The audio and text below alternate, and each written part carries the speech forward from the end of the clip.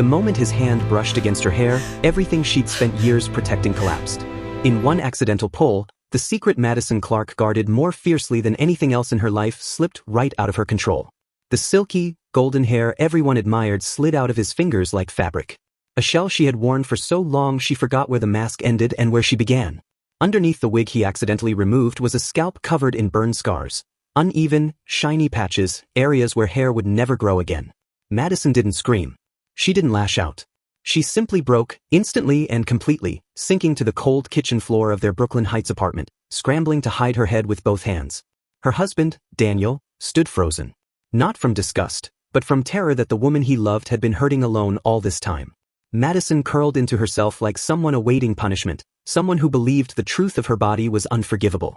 She had spent years perfecting the illusion of confidence, flawless makeup, perfect hair, carefully curated beauty.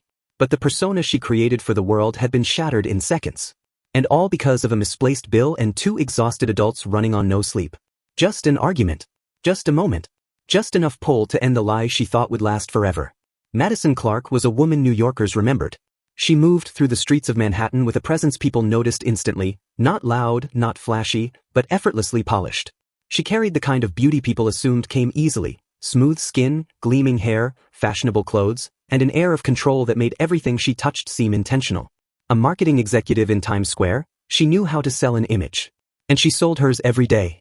But not even Daniel, her husband of 3 years, understood the lengths she went to maintain it. Nobody knew why she locked the bathroom door every morning. Why she woke 2 hours early.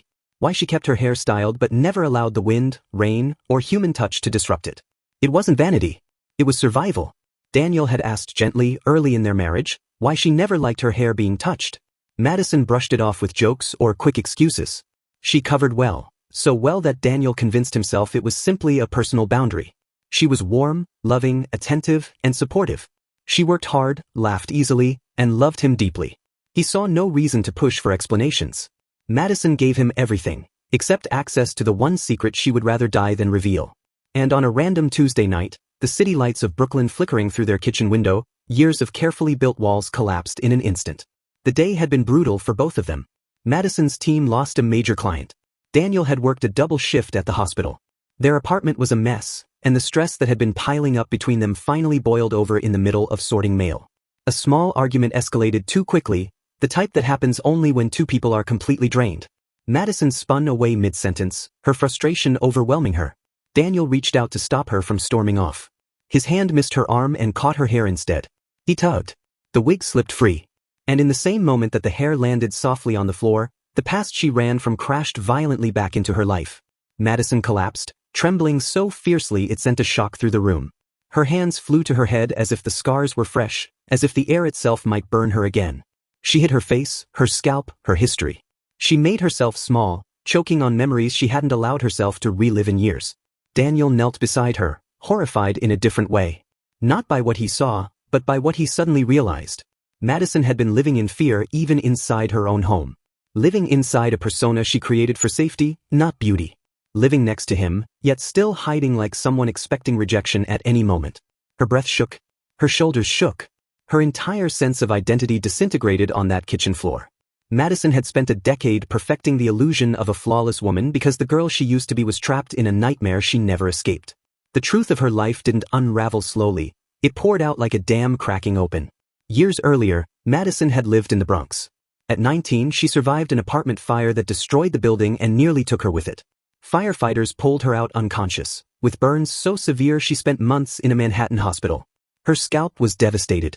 Entire patches of hair never grew back, leaving her with scars she once tried to accept, until society made accepting them impossible. People stared. People whispered. People avoided eye contact. Friends drifted away. A man she once trusted told her she should be grateful for any affection she received. Every reaction carved deeper wounds into her self-worth until she finally snapped. She cut ties with everyone. She moved to Brooklyn. She built a new life. A new identity. New hair, new routines, new confidence, new rules. And she maintained it with machine-like discipline. Never let anyone see the scars. Never let anyone touch her hair. Never let the mask fall. The wig wasn't a beauty accessory, it was armor. And tonight, in the space of a single misstep, that armor had been ripped away. As Madison knelt on the floor, shaking uncontrollably, she braced for rejection, disgust, abandonment, the reactions she had learned to expect. But something unexpected happened instead. For the first time in years, she wasn't alone with her fear. Her past didn't swallow her whole. Her scars weren't hidden under layers of perfection. Her truth, raw and exposed, didn't destroy her world. It revealed the parts of herself she thought she had lost forever. Madison realized she had been running, not from the fire, but from the possibility of being unwanted. Her fear didn't come from the trauma itself but from everything that followed. The pity, the judgment, the cruelty. And without saying a word, the air in the room shifted. Her body still trembled, but there was breath in her lungs.